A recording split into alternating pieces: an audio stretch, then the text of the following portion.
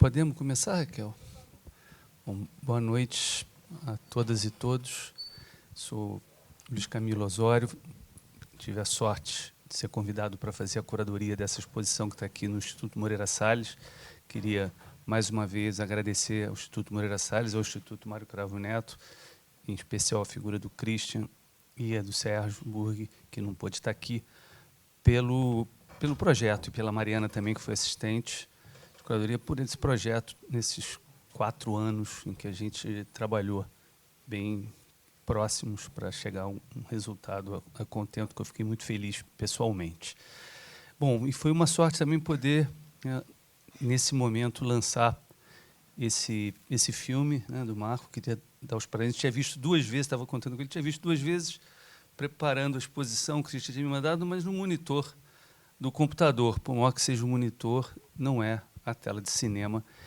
E, né, como disse o Marco agora, essas 3 figuras épicas merecem, né, uma tela um pouco maior, com um som um pouco melhor, para, né, ter esse contato. Vendo agora o filme, me veio uma frase do Caetano, em que ele dizia que, olhando de perto, ninguém é normal, né? E eu acho que é um pouco esse uma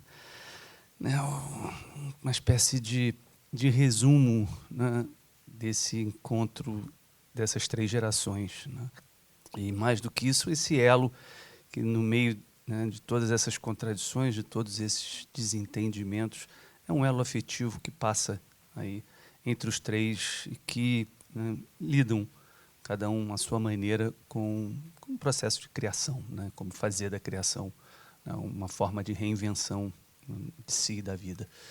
Então, a conversa aqui é com eles, né?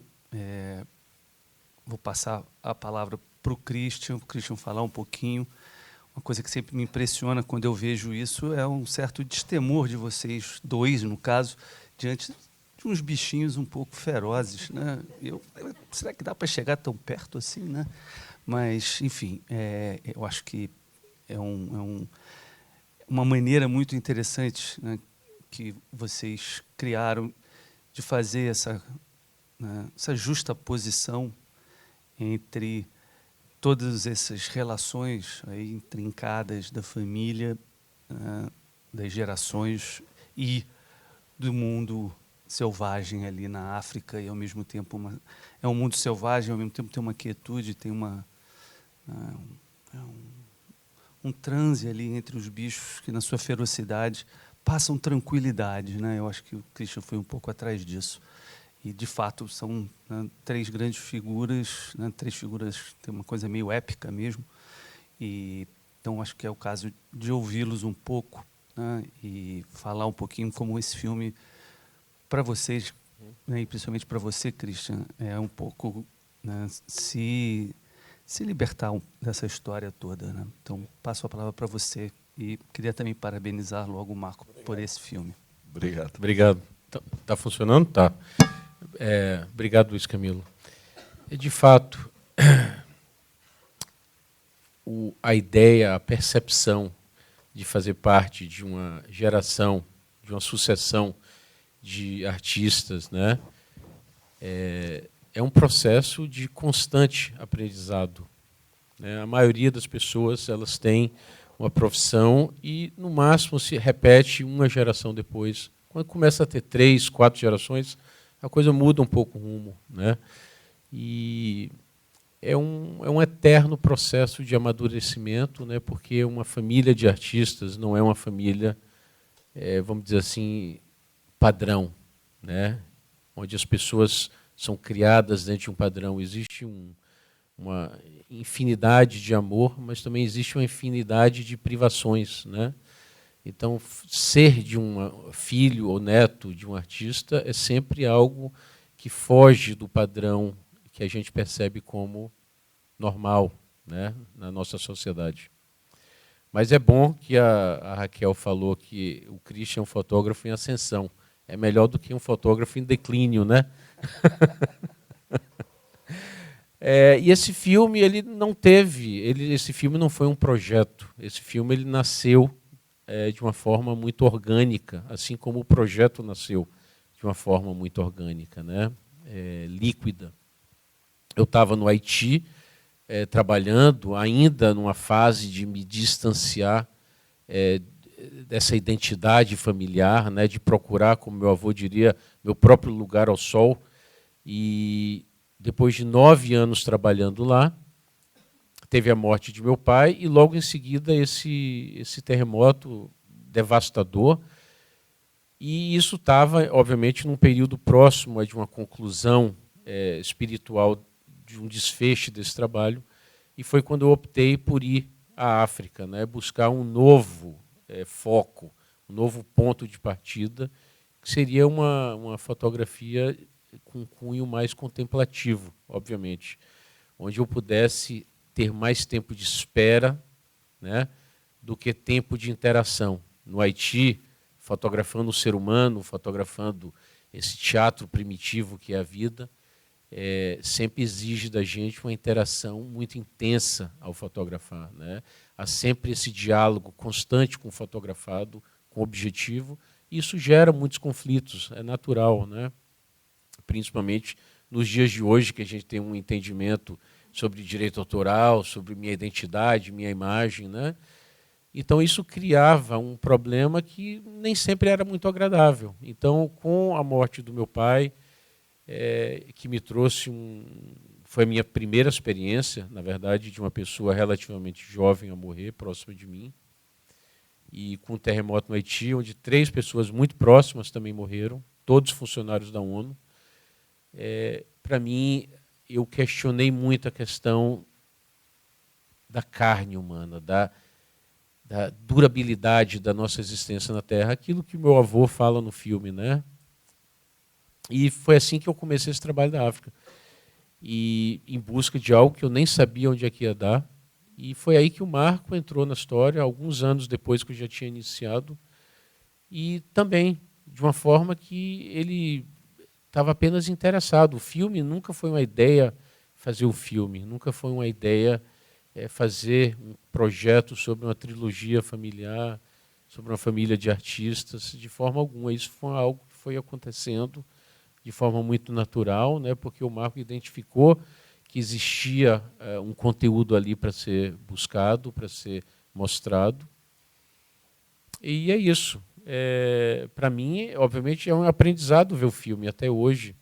Custou muito de eu ver o filme pela primeira vez, mas é um aprendizado porque, como eu disse, ser parte de uma família de pessoas heterodoxas, né, atípicas, é ao mesmo tempo um bálsamo de amor e ao mesmo tempo um caldeirão de privações, sabe?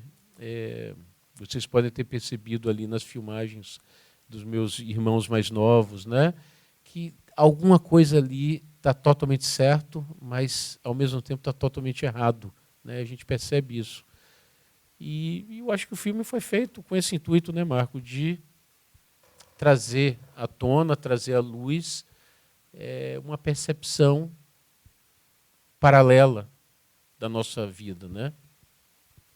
Obrigado, IMS, pelo convite, por essa sessão. O filme, a Raquel tinha falado, ele estreou, ficou uma semana aqui em cartaz em novembro, numa brecha que teve antes da Omicron, e aí já saiu. Agora está no Now, no Oi, Play, todos esses principais aí de VOD. Mas, Christian Cravo, por onde começamos? Eu faço documentário sobre artistas contemporâneos desde 99.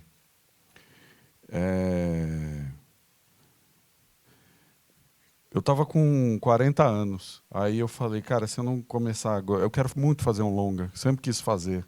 Se eu não fizer agora, eu vou... Acho que eu vou perder a janela. Vai morrer no ostracismo.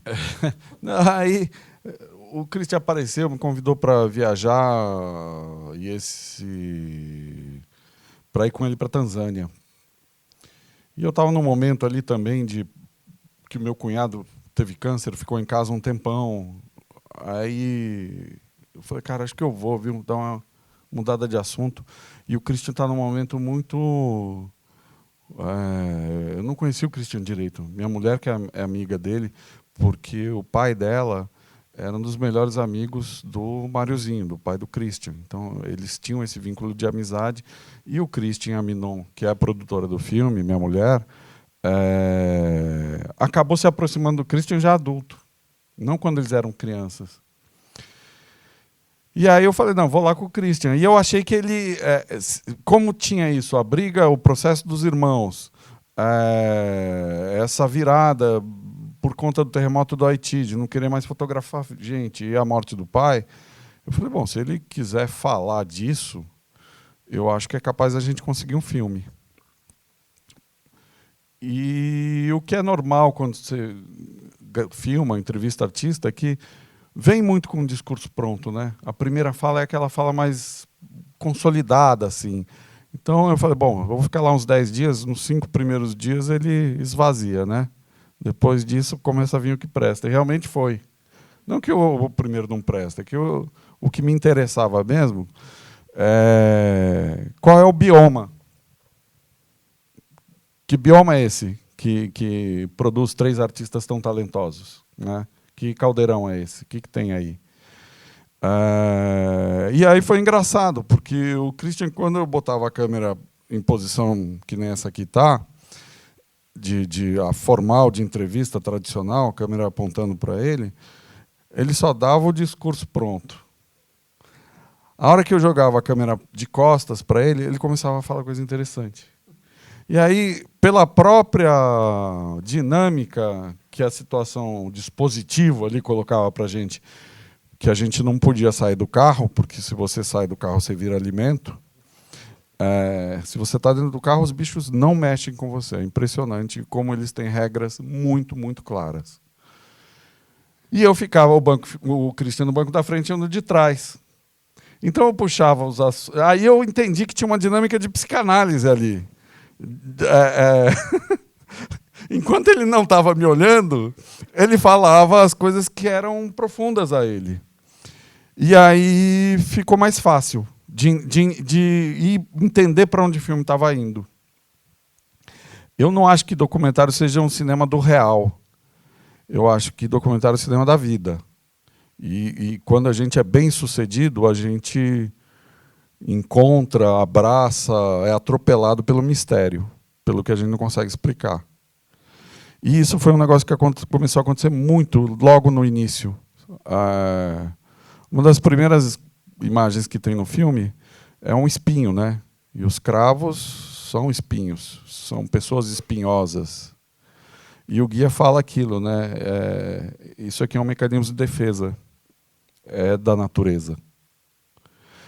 E muito cedo eu entendi que havia um jogo de espelhamento, que na verdade o Christian não estava viajando, ele estava indo para dentro dele. Então a estrutura de montagem do filme, eu falei, bom, a Tanzânia, que foi a primeira viagem que eu fui sozinho com o Christian, isso eu falo, quando eu falei dos 40 anos, eu falei, bom, isso foi financiado por mim. Eu falei, não adianta eu querer botar no edital, não adianta eu querer esperar alguém de financiamento falar, não, vá lá, claro, isso é um projeto ótimo. Você vai esperar, porque eu apostei que eles iam se entender. Sensacional. Quantos anos você quer de dinheiro para ficar filmando? Até eles se entenderem. Ninguém financia isso aqui.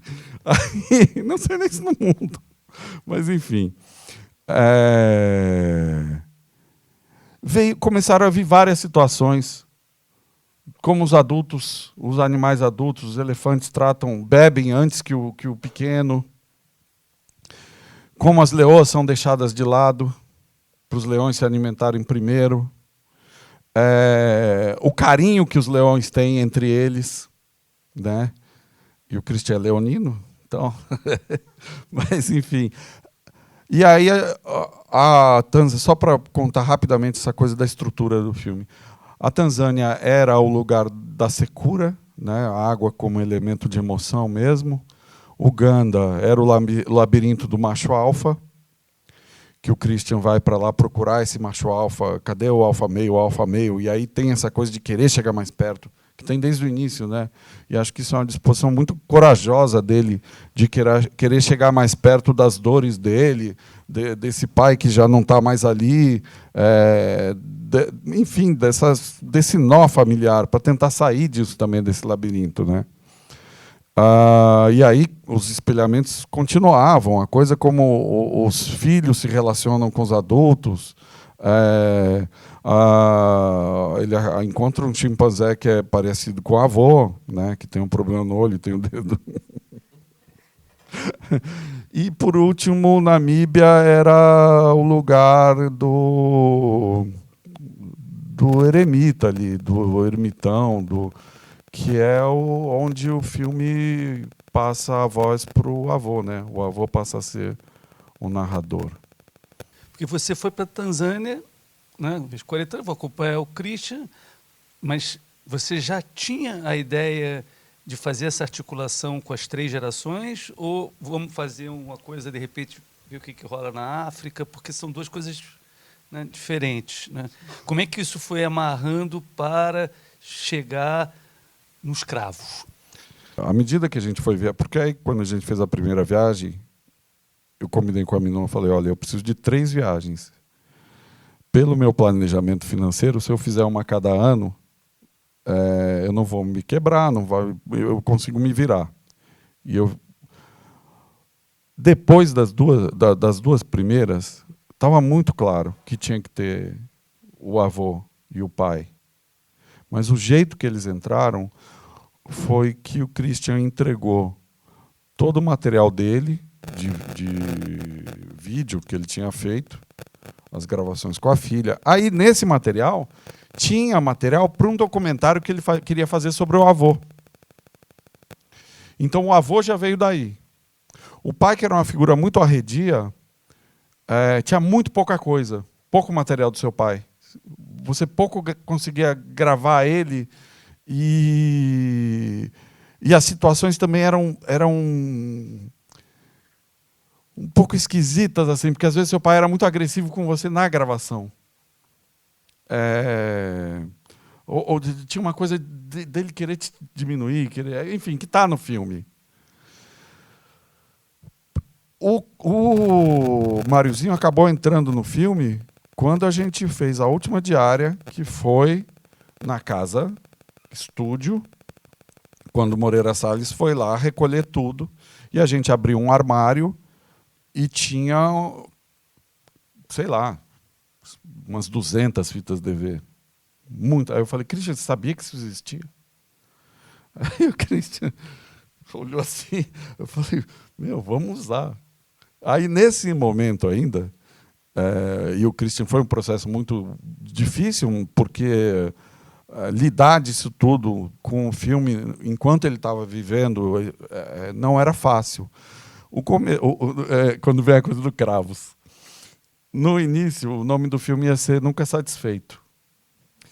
Aí, quando eu entendi que era sobre os 3, eu falei, Christian, o nome do filme vai ser Cravos. Rapaz, eu vou te processar! Ele já estava treinado, né? Não, eu já estava. Mas aí, porque o Christian falava, eu nunca vou esquecer, ele falava assim, eu não sou cravo, eu sou Apuena. Porque eu chamo ele de Pupu. Eu falo, você não é cravo, você é Pupu, né? Apuena é Pupu. Mas aí depois ele entendeu também, né, Christian, o que era. Porque foi difícil também você entender para onde que estava indo. Para mim foi um processo mais completo ainda do que para o próprio Marco, entendeu? E eu percebo que a visão de uma pessoa de fora, como diretor, como Marco, os paralelos que ele fez, não só de forma intelectual, de como narrar e comparar e colocar num cenário comparativo a situação dos animais e de uma família, é algo que para mim passa batido, né? Eu não percebo essas coisas. Isso é algo que você, como protagonista da situação, não tem como perceber. Isso você só percebe olhando de fora, né? Então, na medida que o Marco foi amadurecendo o projeto do filme, que, como eu falei, não foi um processo... O Marco não foi contratado para ir. Na verdade, ele já está querendo aqui dizer o que não aconteceu. Ele foi primeira vez para a África sem nem saber o que iria fazer. Ele foi meio que para assim, espairar a cabeça. Né? Então, assim, o filme todo foi um processo de construção e o documentário ele precisa de um tempo. Você não tem como chegar e fazer um documentário quando o momento passou. Você tem que ter o momentum, né? Você tem que ter aquele movimento para contar a história. Se aquele movimento acabou, o documentário vai ter uma outra narrativa.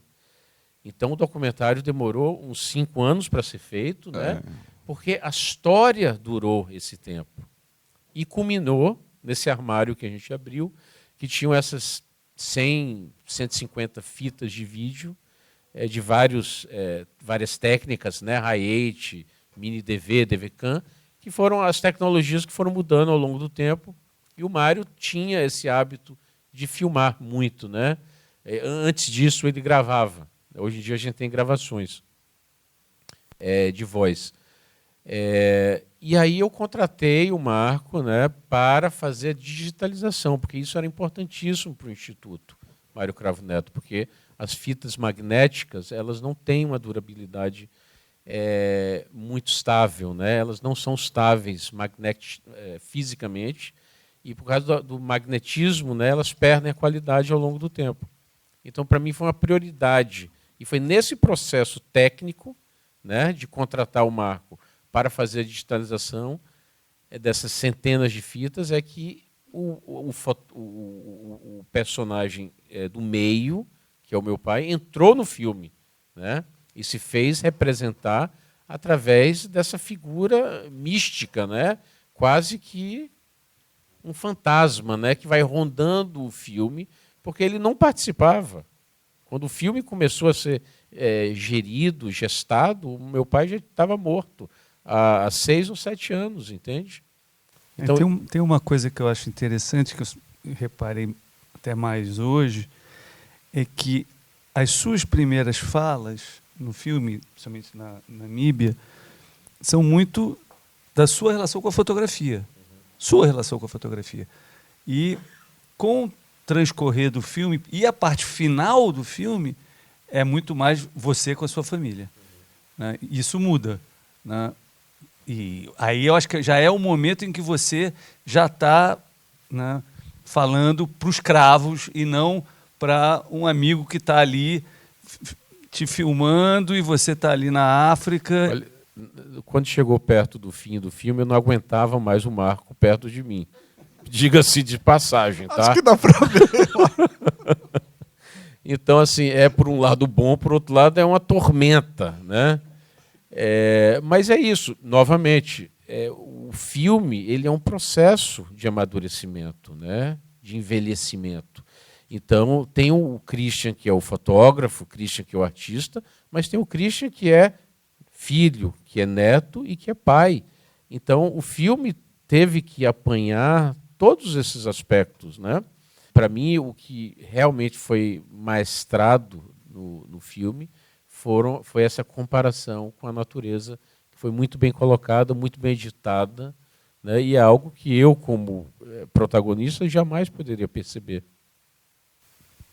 Uma curiosidade minha, a gente já conversou um pouco sobre isso, talvez é um pouco externo ao filme, mas é muito interno à exposição e perpassa também o filme, que é a sua relação com seu pai e a fotografia. Né?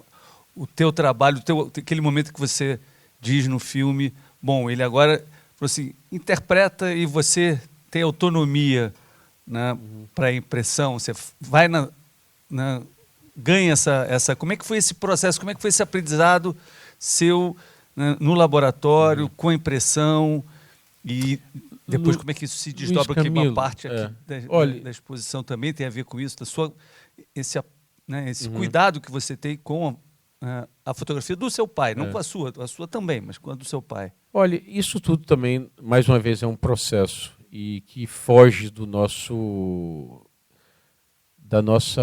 controle de decidir sobre isso. Na verdade, é muito um processo de quem nós somos, né?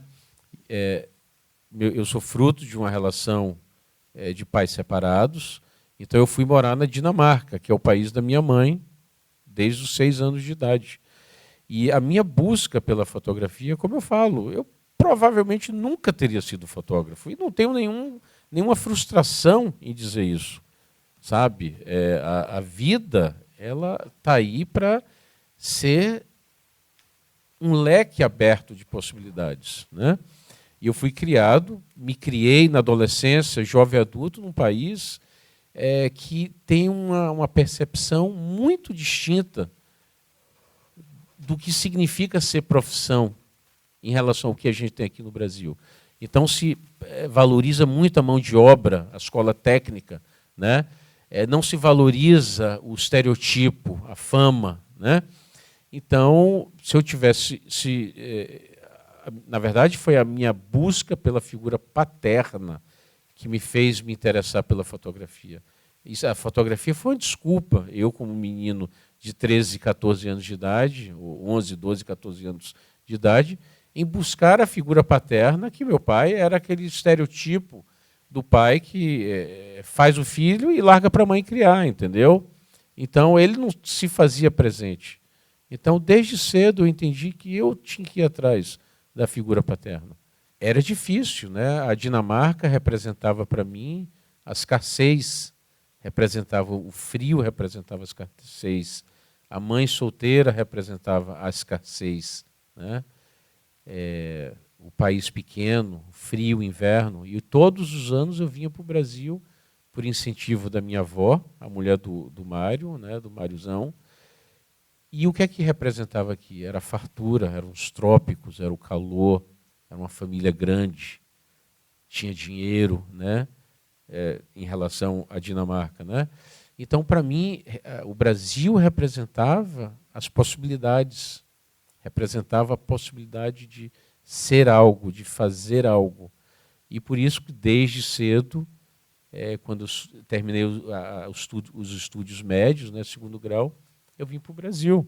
E não tinha nenhuma dúvida na minha cabeça em relação a isso, né? E o processo foi natural, né? Eu tive uma educação onde eu fui incentivado a ser muito independente, né? Não sabia ser filho, assim como meu pai não sabia ser pai, né? Então, você soma isso, a minha personalidade, a minha inquietação, a gente encontrou uma outra forma de se relacionar, que foi através do trabalho, né? Através da fotografia, através do laboratório fotográfico, porque sempre existiu a vontade de ser filho e de ser pai, né? Porque realmente quem exerceu e quem me ensinou os valores do caroço familiar sempre foram os meus avós, né? Meu avô representou sempre a figura paterna para mim e minha avó a materna.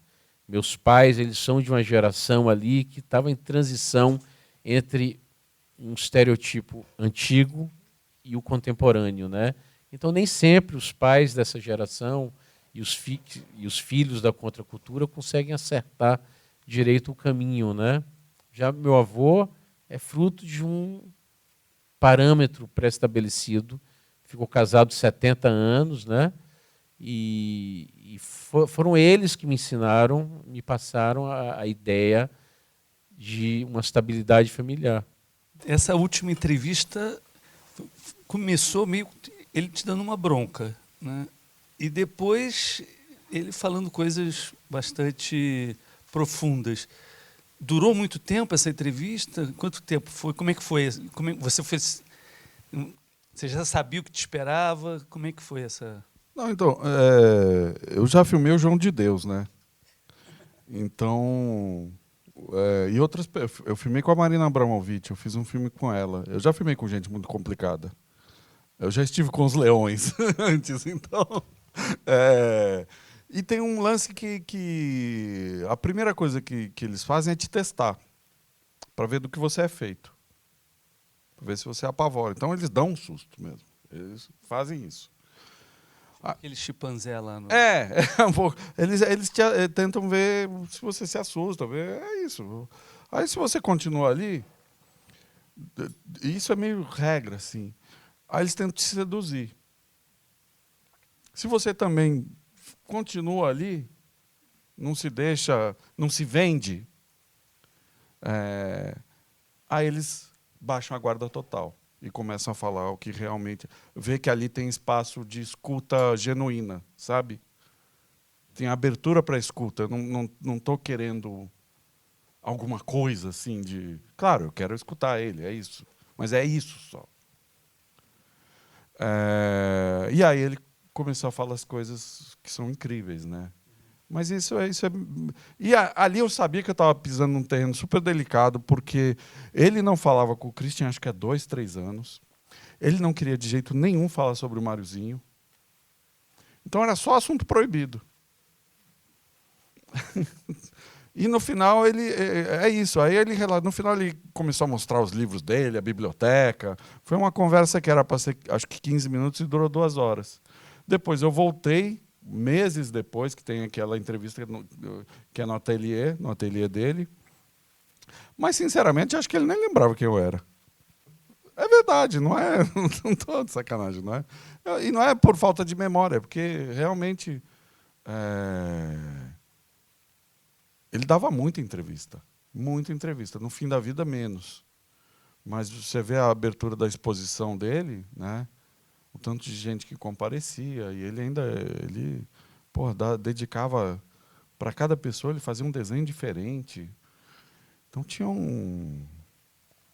uma qualidade de doação mesmo, né? Ele gostava disso mesmo, né, Cristian? É impressionante.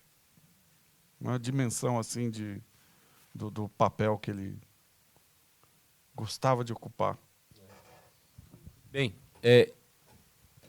para concluir a minha parte aqui, eu insisti muito ao Sérgio Burg, né, que incluísse esse filme como parte da mostra, porque esqueçam a parte de contar a história da família, do meu avô e de mim, mas para entender essa mostra aqui, para entender esse personagem, é fundamental ver esse filme. Quer dizer, é um elo importantíssimo, né, que soma a compreensão de quem é esse artista que fez essa belíssima exposição aqui.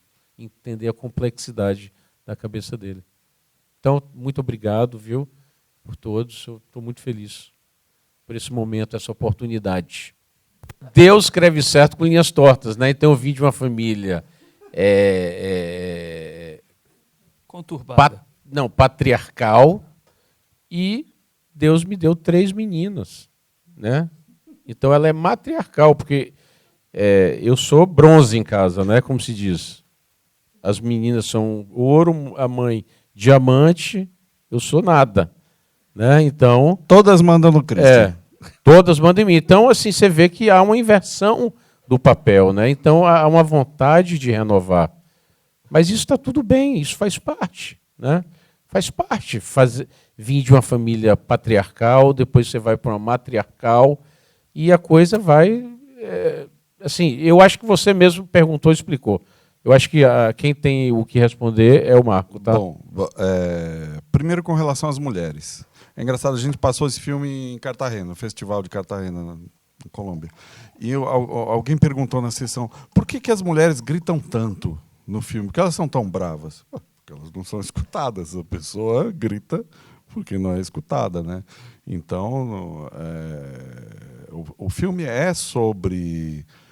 Eu não gosto do termo masculinidade tóxica, porque parece que a gente é feito de césio, que é uma coisa intrínseca da natureza, e eu acho que é mais um analfabetismo emocional. Eu acho que é uma dificuldade de colocar em palavras sentimentos, né? Você vê que o Máriozinho tem um amor enorme pelo Christian e só consegue demonstrar a distância pelas cartas, e na proximidade é só porrada. E aí quando você vê o Lucas, no final, falando, eu tenho bons sentimentos, mas não consigo colocar para fora. é uma atrofia, né? Eu acho que é muito mais isso, assim. Então, passa por aí. Com relação a filme, eu nunca pensei no filme de Sebastião Salgado, no Sol da Terra. Eu pensava assim, eu não quero fazer um filme assim. Porque eu acho que o filme do Juliano e do Wim Wenders não chega no nó, sabe? Eu acho que não aprofunda no nó. Mostra outras coisas, mostra o trabalho de Sebastião Salgado. Eu não queria fazer um filme de artista. Eu queria fazer um filme de contrabando. Tanto que a dificuldade de vender o filme é que, se chegasse em canal de natureza, falava assim, mas isso é filme de arte. Chegava em filme de arte, canal de filme de arte, falava, não, mas isso é filme de natureza. E no final não é nenhuma coisa nem outra, é um filme sobre família. Eu queria falar sobre família. E a outra coisa... Tinha isso, tinha mais um aspecto. Era isso? Ah, sim, as fotos são do Akira, são dele mesmo. São fotos dele. Sim. Mas é isso. Essa coisa da família. Eu sempre tive uma vontade, assim. Eu gosto muito da cena final do 8,5, sabe? Que é aquele cara, o filme do cara, que é um cineasta que está em crise, tem a mulher, tem a amante, tem a igreja, tem a culpa, tem as lembranças de infância. E no final, ele, dando spoiler, num filme de 1950 e pouco, ele bota todo mundo para dançar. Todo mundo fica num picadeiro de circo sem lona e todo mundo se dá. Então, eu sempre procuro ter uma abordagem que abrace o personagem inteiro e não sanitize, não higienize, né? Aí você fala, humaniza o personagem. Não é eu que estou humanizando. O personagem é humano. Ele já é humano. Então você só acolhe. E aí, com relação ao Sebastião Salgado, eu acho que teve muito filtro. E eu não queria fazer um filme com filtro. Agora, lembrei o que era. A minha referência nunca foi filme, foi literatura. Como estrutura, logo de início eu entendi que o Christian era um pouco parecido com o Riobaldo, do Grande Sertão Veredas. Ele era um cara que tinha sido atropelado pela vida e que estava tentando se dar conta do que aconteceu com ele. E ele precisava de um interlocutor para ele contar de forma bem confusa. Então, estruturalmente, a primeira parte... que eu nunca pensei o filme em 3 atos também, nessa estrutura tradicional de cinema. Pensei numa estrutura literária. Parece que tem uma estrutura literária. Não existe. Existem milhões de estruturas literárias e por isso que a literatura é tão interessante. E acho que o cinema ficou, principalmente de ficção, ficou muito engessado nos 3 atos e por isso que a gente tem uma previsibilidade com relação aos filmes. E eu queria que o filme tivesse esse risco, fosse imprevisto. Os filmes que me agradam são esses que eu não sei o que vai acontecer. Não faço a menor ideia e o filme está sempre me surpreendendo. Então, eu pensei muito no Christian, né, nesse começo do filme. Demora para o espectador entender sobre o que o filme é e sobre o que ele quer falar. Por que de acho é esse? Ele está lá fotografando, fala que não quer. Ao mesmo tempo, eu queria que tivesse a primeira frase, e foi legal você ter falado do Tolstói, do Ana Karenina, né? Todas as famílias felizes se parecem, as infelizes, cada uma é a sua maneira. Porque eu sempre falei, não, o filme tem que começar com uma frase boa. E o Christian falou isso, eu sempre fotografei gente, mas eu me cansei, gente é muito complicada. Resumiu, pronto. O filme está todo nessa frase. E aí, outra coisa que me inspirou na literatura, e a minha mulher fala que eu tenho delírio megalômano, acho que se eu não tivesse isso eu não conseguia lidar com a família, mas eu tenho uma megalomania de garagem. Eu sou um messiânico de garagem. Então, por isso que eu faço documentário, não ficção, não faço essas maluquices de ter 50, equipe com 100 pessoas. Eu pensei muito nos irmãos Karamazov, porque existe um jeito de estar no mundo russo que é performativo. Assim, é performático, no sentido... Tem a cena da briga, que tem várias cenas de briga, mas tem uma que a Cady está lá apontando o dedo pro velho, e o velho apontando o dedo para ela, e depois ele fala assim, e ela para no meio e fala, gravou?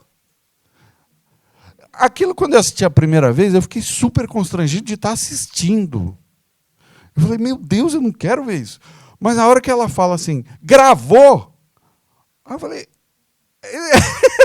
é uma outra relação, é um outro jeito de estar no mundo. Então tem uma teatralidade em estar no mundo que é muito parecido com a teatralidade russa.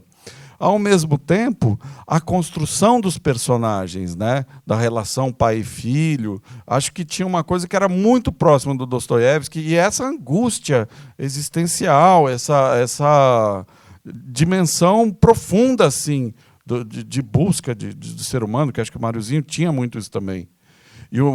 Porque, se você pensa nos Karamazov, o pai, ele é como se ele fosse o corpo físico. Ele quer fuder, ele quer comer e ele quer usar dinheiro. E é isso, né? Aí tem eu não vou lembrar o nome dos irmãos, acho que o Dmitri, que é um irmão mental, que é tão mental que fica louco. Tem o outro que é que acaba sendo acusado pelo crime, que é emocional. É totalmente desvairado, é controlado, ele é guiado, tomado por emoção. Ele só vai pela emoção. E o Alioshka, que é o espiritual, que é o irmão que consegue, de certa forma, unir aquilo ali. Então tinha uma coisa ali, os cravos não têm essa dimensão tão segmentada de cada um. Mas dá para ver assim, que o avô, ele era o artista contemporâneo, ali posterior ao Picasso, mas assim, o artista a quem tudo é permitido. Superego zero, eu posso fazer o que eu quiser porque eu sou um artista. Ele é quase uma entidade, né? Ele é quase um orixá ali. E ele é da geração do Caribé, do Jorge Amado. Ele ajudou a esculpir a Bahia mítica, né? Tudo que a gente vê de Bahia, enfim, todo o imaginário com Bahia, ele foi lá, junto com esses caras, e moldou isso, né? O Mariozinho, ele já tem essa dimensão, ele não é que ele foi lá olhar, ele foi lá e se mergulhou, ele entrou no candomblé. E o Christian já tem essa coisa que aí, já era isso, que fala, não, eu não vou ser nada, eu vou ser isso e não você. Eu vou ser isso do meu jeito. E aí no filme tem esses espelhamentos. Tem o casamento, como você bem apontou, mas tem o casamento do Mariozinho também. Aquele ritual que ele casa com a menina ali representa a vida nova dele. Quando... Eu ia justamente perguntar isso, porque faz parte da entrada do candomblé, aquele casamento com a criança? Faz, é um ritual que chama Panã. A gente levou o filme... Acho que uma das coisas mais difíceis do filme foi pegar a autorização de todo mundo. Todo mundo que aparece no filme foi autorizado. Assistiu o filme e autorizou. Inclusive a Cady, que é a tia que briga com o Christian, e que processou, que moveu o processo, assim, foi meio que a mentora do processo, e ao mesmo tempo foi a pessoa que cuidou do acervo. Ela assistiu o filme e também autorizou. Ela só não queria estar no filme dando depoimento para o filme. Mas, tendo as falas dela no filme, ela quis. Com relação ao candomblé, a gente levou para o Balbino, que era o pai de santo do Mariozinho, e ele assistiu um corte que a gente tinha. A hora que ele viu o Mariozinho na tela do computador, ele chorou, fez assim. E levou a mão para o rosto do Mariozinho. Aí ele começou a ver uma cena que o Mariozinho, imagina, hippie. O candomblé é hierarquizado. Você não pode um monte de coisa. O Mariozinho fazia o que ele queria. Não tinha como dar certo. Aí começou a mostrar algumas cenas que a gente usou nesse corte, e ele falou assim, isso aqui não pode, isso dá problema na justiça. E aí a gente tirou, botou outras cenas. E essa era uma cena que podia. Então tudo que está ali também foi autorizado pelo Balbino, porque aquelas imagens foram feitas no terreiro dele.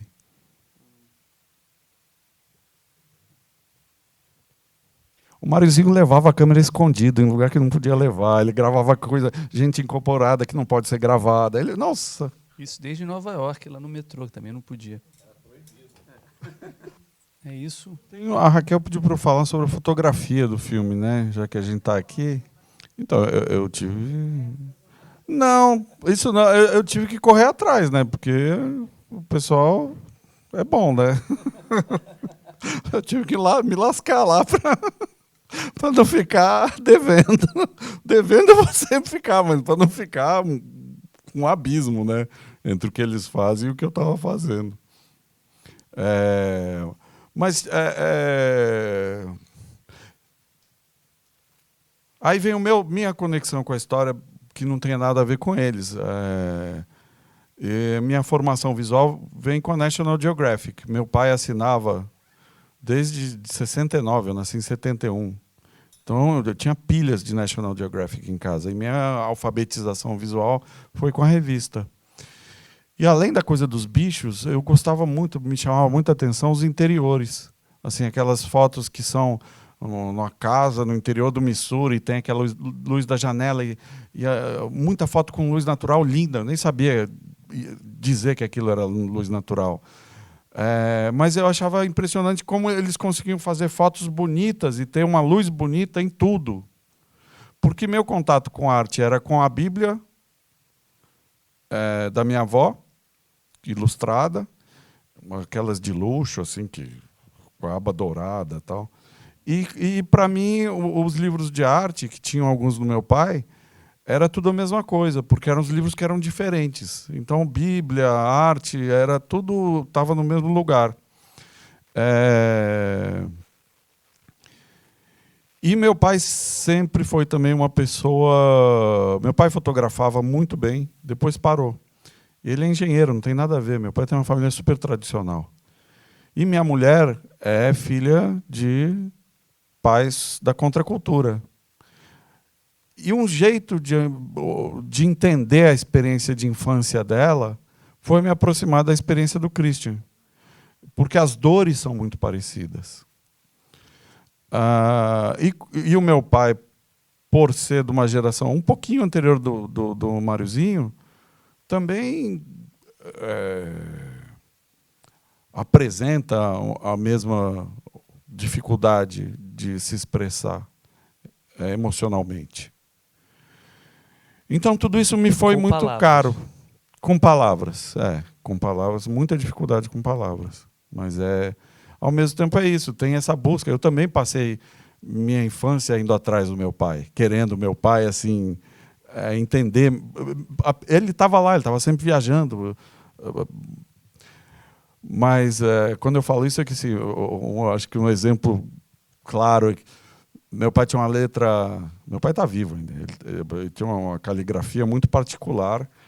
E eu, criança, formulei na minha cabeça a hipótese de que quando as pessoas viravam adultas, elas criavam um alfabeto próprio. Eu não entendia que era caligrafia. E quando eu fiz, acho que 8 anos, eu cheguei para ele e falei: pai, me ensina seu alfabeto? Ele não entendeu. Até eu explicar, ele falou: não, isso é só minha letra. Esse negócio teve um impacto tão grande comigo que minha letra travou com 8 anos. Eu escrevo corrente como um menino de 8 anos. Ao mesmo tempo, o trabalho com artistas me fascina, porque é como se com cada artista eu tivesse que aprender um idioma diferente. Como cada artista cria sua linguagem, cria seu alfabeto. Então, os artistas criam alfabetos. E a minha diversão é decifrar esses alfabetos e criar o meu em cima do alfabeto deles. Então, a fotografia passa por esse desafio de traduzir o alfabeto do Christian, o do Mariozinho, o do velho, e como que eu construo, como que eu crio o meu alfabeto em cima do alfabeto deles. Estamos bem para a terapia de hoje? Foram 6 anos com a montagem. Mas a obra não está separada da vida, né? Não está, é junto, é tudo junto. Qualquer coisa que a gente produza é uma polaroid daquele instante de quem você era, não importa o que você está fazendo. Então é isso, o Christian estava na África. Porque se você pega o livro do Christian, você fala, por que esse cara foi na África fotografar essas coisas? Já tem tanto livro da África, por que... E aí, o livro do Christian é uma biografia. Ele é uma biografia. E ele vai fazer uma nova versão do livro agora. O livro é uma biografia. Está ali, tudo que ele passou.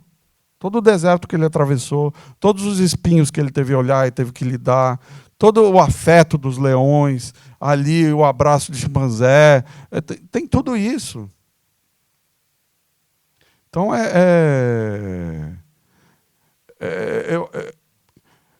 me incomoda muito a biografia que se satisfaz apenas com depoimento. Tanto que uma coisa que eu entendi ali logo no começo é que eu não podia gravar o Christian parado, como eu falei. O Christian está sempre fazendo uma coisa, ele está comendo, ele está ou está fotografando, está esperando, mas não tem a dinâmica da entrevista. Com os meninos, não. Os meninos, não. Eu quis fazer eles parados, o Lucas e o Akira. Eu achei que aquela hora era a hora... Como era a única vez que eles iam aparecer falando no filme, eu quis que eles aparecessem dando um testemunho, que é bem diferente. O lugar deles é outro no filme, não é o mesmo do Christian. O Christian é uma convivência. Com eles, não, foi só uma escuta.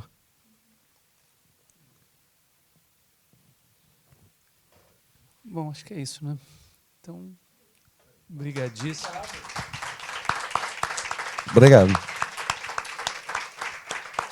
E é muito legal a gente fechar aqui, porque era a peça que faltava só, né? Fazer a sessão aqui no IMS, que é o fechamento do filme. E é tão importante esse trabalho com memória. A gente vê outras famílias que não conseguem entender isso e que acervos, tesouros são perdidos por descaso familiar. Pura verdade.